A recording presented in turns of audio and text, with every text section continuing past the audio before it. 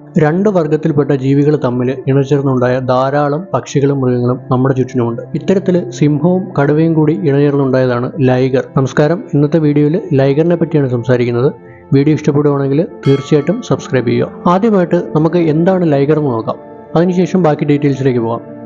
ഈ ലൈഗർ എന്ന് പറയുന്നത് ഒരു കടുവയും സിംഹവും കൂടി ക്രോസ് ബ്രീഡ് ആവുന്നതാണ്. ഒരു ആൺസിംഹവും പെൺകടുവയും കൂടെ മീറ്റ് ചെയ്യുമ്പോഴാണ് ഒരു ലൈഗർ ഉണ്ടാവുന്നത്. ഈ ലൈഗർ എന്ന് പറയുന്നത് ലോകത്തിലെ തന്നെ ഏറ്റവും അസാധാരണമായ ജീവികളിൽ ഒന്നാണ്.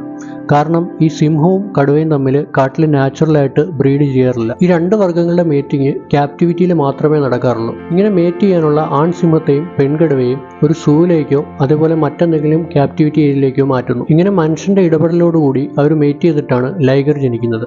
ഇതുകൂടാതെ മറ്റൊരു മെത്തേഡും കൂടിയുണ്ട്.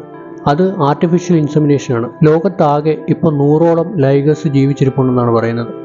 ഇതിൽ ഏറ്റവും കൂടുതലുള്ളത് US-ലാണ്. അത് കഴിഞ്ഞാൽ ചൈന. അതുപോലെ തന്നെ അത്ഭുതപ്പെടുത്തുന്ന മറ്റൊരു കാര്യമാണ് ഇതിന്റെ ഭാരം. പൂർണ്ണ വളർച്ചയെത്തിയ ഒരു ലൈഗറിന് 400 കിലോയിലധികം ഭാരം ഉണ്ടാകാറുണ്ട്.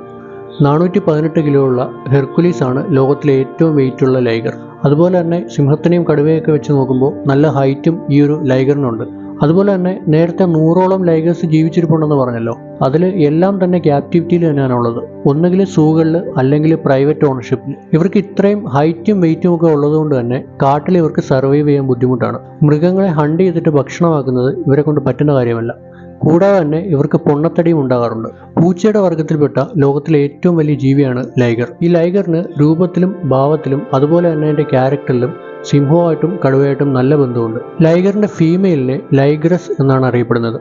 ഇതുകൂടാതെ ഇവരുടെ റീപ്രൊഡക്ഷൻ്റെ കാര്യം പറയുവാണെങ്കിൽ ലൈഗറിന് റീപ്രൊഡക്ഷനുള്ള കപ്പാസിറ്റി ഇല്ല. ഫീമെയിലായിട്ടുള്ള ലൈഗ്രസിന് മാത്രം ലയണുമായിട്ടും ടൈഗറുമായിട്ടും മേറ്റ് ചെയ്തിട്ട് റീപ്രൊഡ്യൂസ് ചെയ്യാനുള്ള കഴിവുണ്ട്. ഇത്തരത്തിൽ ലയണുമായിട്ട് മേറ്റ് ചെയ്തിട്ട് കിട്ടുന്ന കുഞ്ഞുങ്ങളെ ലൈഗർ എന്നും അതുപോലെ തന്നെ ടൈഗറുമായിട്ട് മേറ്റ് ചെയ്ത് കിട്ടുന്ന കുഞ്ഞുങ്ങളെ ലൈഗർ എന്നുമാണ് അറിയപ്പെടുന്നത്. പൂച്ചവർഗ്ഗത്തിൽപ്പെട്ട മറ്റു മൃഗങ്ങളുമായിട്ട് കമ്പയർ ചെയ്യുമ്പോൾ ഇവർക്ക് ആയുസ് വളരെ കുറവാണ്. അതിന് കാരണം ഇവരുടെ ഈ വെയിറ്റ് തന്നെയാണ്. ഈ ഓവർ വെയിറ്റ് കാരണം ഇവർക്ക് അസ്ഥിരോഗങ്ങൾ, ഓർഗൻ ഫെയിലിയർ, അതേപോലെ തന്നെ ന്യൂറോളജിക്കൽ ഡിസീസൊക്കെ ഉണ്ടാകാനുള്ള ചാൻസ് കൂടുതലാണ്.